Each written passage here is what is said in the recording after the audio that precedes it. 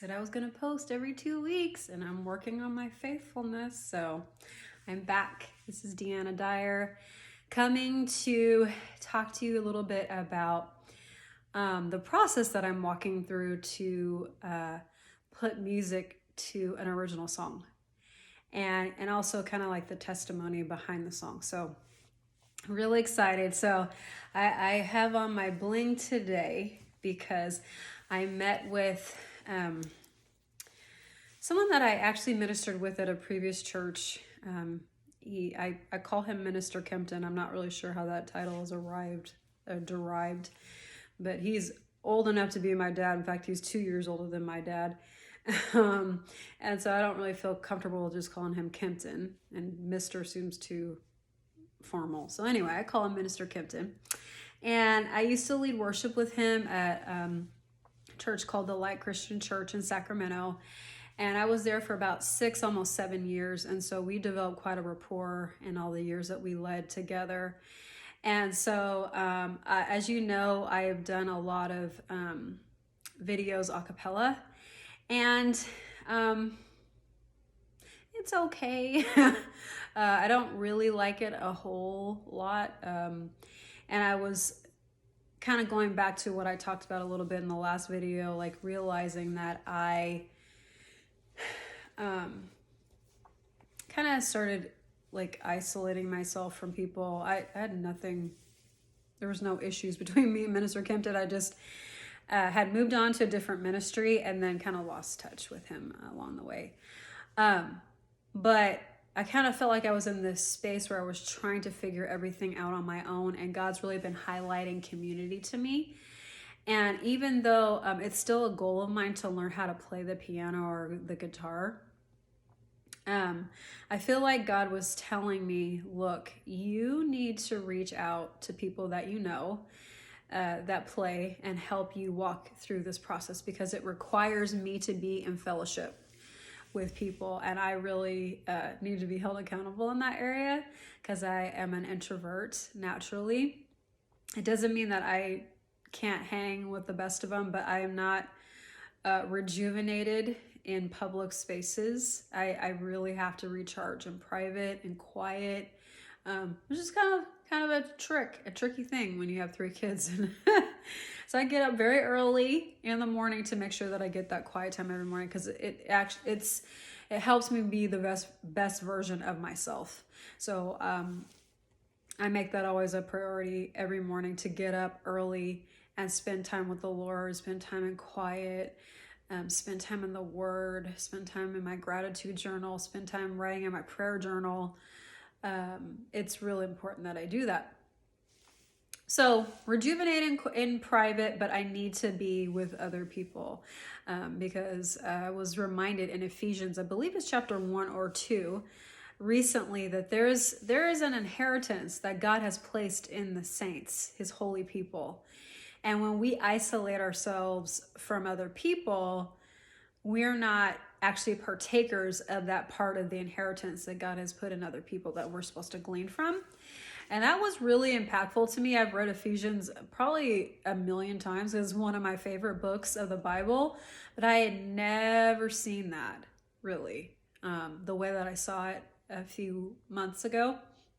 And so I was like, Lord, remember I said I wasn't leaving anything on the table, so that means that I have to be in community with people in order to really to get everything that you've put in the church. God has given us so much wealth.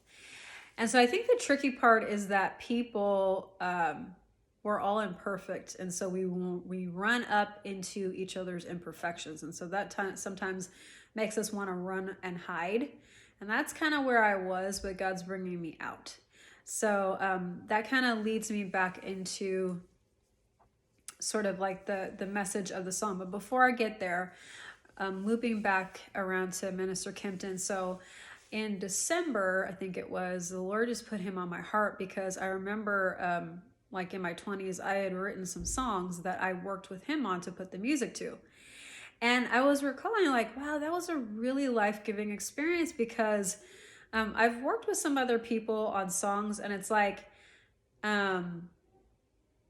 like, it was kind of like this experience where you know that person, I'm gifted and they're gifted.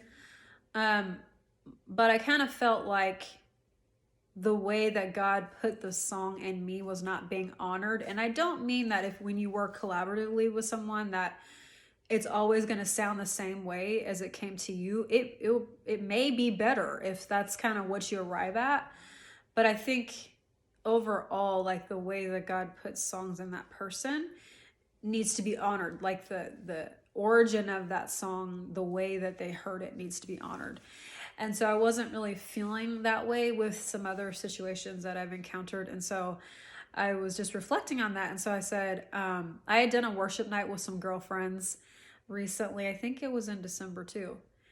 And I also knew that he was at this church that I do some worship nights with a girlfriend with. And so I knew kind of where he was. And so I reached out to him and I said, hey, Minister Kempton, I just was wondering, I have some songs that the Lord's put on my heart.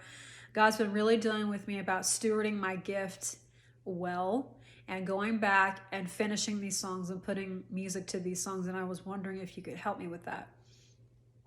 And he was like, I would love to. And it was such a blessing that he was so open to it and everything. So in my last video, I think I said, yeah, I think I'll be able to post this video by the end of the month. That's not going to happen. It'll probably be in February. But I had my first session to work through this song that I wrote called Wreck Me. And I had the first session this morning. And I was a little, I guess, over ambitious because I've worked with him before. It's been some years, but I've worked with him before. And I already know he sort of has a natural bent and a natural ear. He kind of goes the direction that I'm hearing the song already, but it still took, a considerable amount of time. So I'm thinking I'm going to get there. I brought my stand. We're going to do a video and I'd be able to post it with this blog post today. That's not going to happen. But it was so cool because I was just reminded of Minister Kempton's spirit of excellence because, he's like, yeah, I don't know if we'll be able to get to that today, but let's lay down the framework and then we'll come back together and let's do it again. I'm going to bring this drummer in and let's see how it was just like this whole, like, let's do this well, let's do this right. Let's not like slap anything together. I'm here for you. I want your song to come out the way that the Lord gave it to you. And it was so, it was great because, I don't play. And so, but I hear the music in my head. So just imagine how frustrating that is. Where it's like, I hear this, but I can't show you what this supposed to sound like on a piano. So I tend to hum things and that helps him get there. But it's like this beautiful, kind of almost painful, struggling process of like, yeah, it's not, it's almost there. Play that chord. Oh yeah, that's it. That's the timing. And so there's a lot of that that we recorded. And so I sent that sort of like that process to him via Dropbox, and he's going to work with it and also connect with his drummer and kind of work through some things. But it was so cool because there were times that he would play a chord and I was like, yeah, that's close to it, but it's not exactly what I'm hearing. And two things that I thought were beautiful about this. One, I know Minister Kempton should have a relationship with him. And I know that he's not insecure. In fact, we talked about it afterwards. He's like, yeah, I want this song to sound like what God put in your heart. And I was like, thank you so much. I so appreciate that. And then the other thing is, I had to be comfortable with feeling uncomfortable. So like, as much as like, that might sound easy, like, oh, well, you have to be in a place where you're willing to sound dumb or feel like I'm not explaining this well or whatever to arrive at your goal.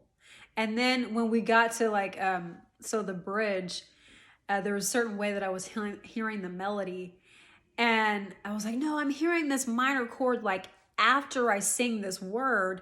And he was able to pick up on that. And then he played it. And I was like, yes, that's it. And he's looking at me and we're laughing because it was like he was like in my brain at that point and brought it out of my head, and I was hearing it physically for the first time. And it was just like this, every time I write a song and I have this experience with a musician, it just lights me up because it goes from a thought to a reality. And so it's just this really beautiful experience that we have together. And he has a great laugh and a great smile. So we were just enjoying that, those moments when we get back at it. So we're going to have another session 2 weeks from now, because he needs time to kind of go over what we recorded today and work with this other musician. And we're going to come back and hopefully be able to lay something down that's more permanent the next time. But I just wanted to kind of give you an update. So I want to talk to you a little bit about the background of the song. So, and I don't want this video to get too long, so I'm going to try to do it in 2 minutes.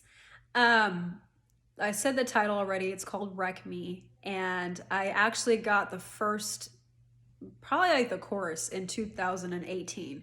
And I recorded it on my phone. And the Lord started bringing the verse and the bridge to me. I think it was in December. A lot was happening musically for me in December. And it maybe bled into January as well. But it's basically talking about my experience of some of the words. The first line of the verse is, "Trapped by the walls I built with my own hands, this protection feels suffocating." And how I had gotten to this space of like living in a realm of offense with a lot of different people. I had no idea how to come back from that. Like, you've hurt me really, really bad. And I know that it is not, godly. It is not mature. It is not, all these things to come back to and just be like, and you did this, and this, and this, and this is why I'm mad, and, all this stuff. And so I know that I don't like that. I think that looks really ugly. But I didn't know how to come back to people with honor and respect and tell them, hey, this is how you made me feel, and still be honoring. And so, I sort of like built this wall around myself and my heart of like, I'm just not going to let really anybody in, because people do stuff. They're insensitive. Sometimes they're like intentionally rude and I don't want to be like them. So I'm just going to hide back here behind this wall. And so I thought I was sort of in control of that, because I'm intentionally distancing myself. But then I realized that I'm trapped. And so I was crying out to the Lord, like, I've built these walls around my heart, but now I'm realizing that I'm stuck here and I don't know how to come out. And so this song is sort of like a testimony of how the Lord, and I don't want to say that I'm fully delivered. I feel like I'm still walking through that process of like going back to people and reconnecting and sharing what's been on my heart, and recognizing that,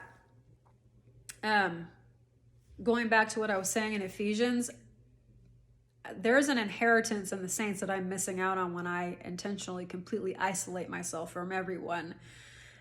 Everybody has their stuff. Everybody has their issues, including me. And so if I am authentic enough to say, hey, this is kind of where I am with you and I love you, but I want our connection to be real. I have to be honest about where I'm coming from and also do it with love and honor. And so I'm learning how to do that. And so that's what this song is talking about. So I'm really excited to be able to actually post the video once it's done, but I did want to kind of talk you through the process of what I'm going through to get there. And it's original music, so I'm really excited about that too. And I told him, I said, look, I have a lot of unfinished songs on my phone, so I'm going to be sending you a lot of material. And he's like, yes, bring it on. And we're talking about, future working relationship and what that's going to look like and how God can compound that. And it's just this really beautiful thing to kind of go back and hang out with a friend.